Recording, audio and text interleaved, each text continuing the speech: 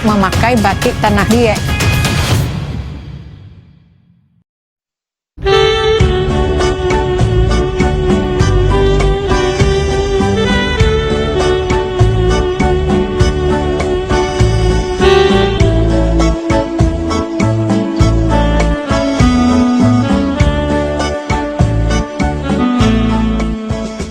Assalamualaikum warahmatullahi wabarakatuh.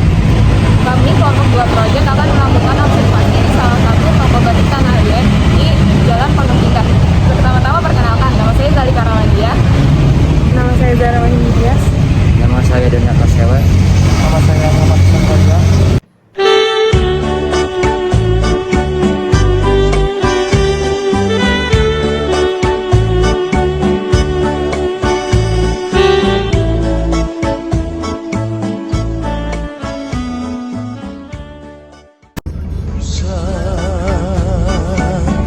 Di kanalan juo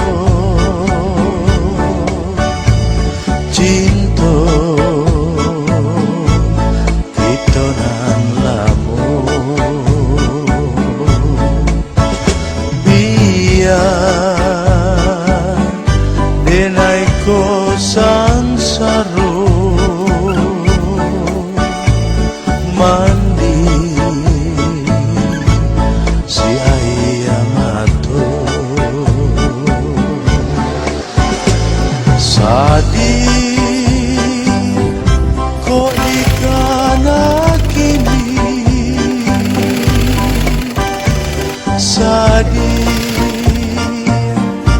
kasihanlah di padu oi kanra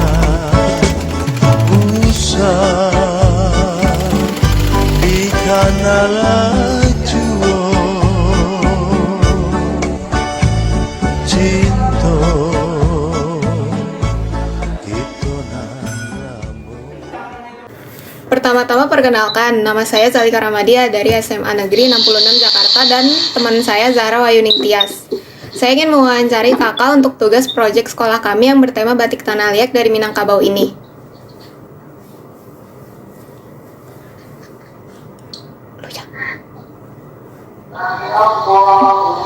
Sebelumnya, terima kasih buat Kak Tiara udah mau meluangkan waktunya untuk wawancara hari ini. Nah, pertanyaan yang pertama, kalau boleh tahu nih,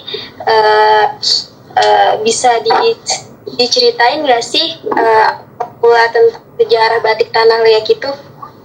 Sejarah batik tanah liat itu berawalnya menyaksikan dari acara adat Sumaniak Batu Sangkar di Kabupaten Tanah Datar, Provinsi Sumatera Barat, tahun 1993. Hajah Wirda Hanim bertekad untuk memproduksi kembali batik tanah liat, dikarenakan kainnya dipakai para datuk dan bundo kanduang. Kainnya itu sudah lapuk dan kusam, makanya diproduksi batik tanah liat. Untuk keunikan dari batik tanah liat ini, apa sih yang membedakan batik tanah liat sama batik-batik lainnya? Kalau batik tanah liat itu kan kita memproduksinya itu perendamannya dari tanah. Kain dasar putih kita rendam sama tanah liat. Jadi pas sudah direndam tanah liat itu kita lukis dulu. Itu kan batik tanah liat itu kan dia macam-macam. Ada batik printing, ada batik cap dan batik tulis. Jadi kalau mau batik tulis kita lukis dulu, baru kita canting, dikasih lilin. Gitu. Kalau pewarnaan yang lain itu pewarnanya kimia. Jadi beda yang batik tanah liat itu sama pewarna kimia. Nah, selanjutnya itu ada berapa motif sih yang batik tanah liat ini? Macam-macam, banyak. Ada kilok paku, ada itiak tulang patang, sirih gadang, kuciang lalo, banyak macamnya. Makanya dibilang itu batik tanah liat itu banyak, ada motifnya, ada sejarahnya juga. yang paling populer, yang paling terkenal itu motif batik apa sih Kak? Kalau paku. Boleh diceritain nggak arti dari motif itu? Kalau arti dari kalau paku itu artinya anak di pangku, kemenakan dibimbing. Artinya tuh seorang laki-laki dalam adat Minangkabau sebagai ayah dari anak-anak dan mama dan keponakannya. Itu sejarahnya yang artinya kaluk paku. Oke. Kalau proses pembuatan batik tanah liat yang kakak tahu nih, tolong ceritain dikit dong. Gimana sih prosesnya? Bisa. Kalau prosesnya ada printing, cap, tulis.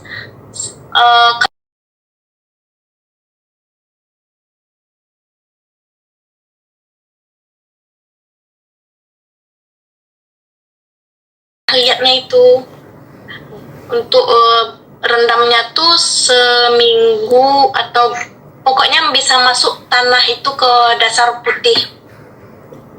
Nah, nanti udah siap baru kita lukis. Kalau kita mau batik tulis, kalau cap kita cetakan, kalau printing kita pakai mesin printing. Nah, gitu.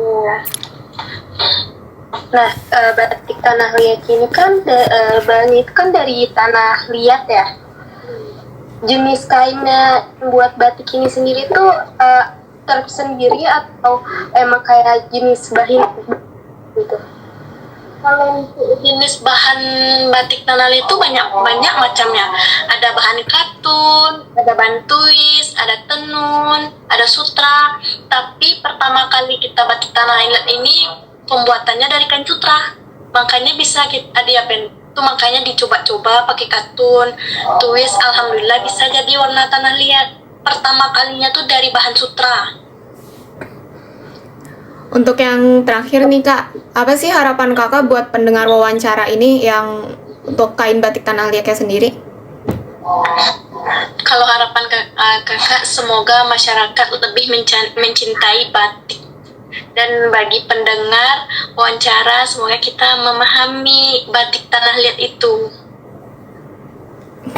Terima kasih ya kak waktunya.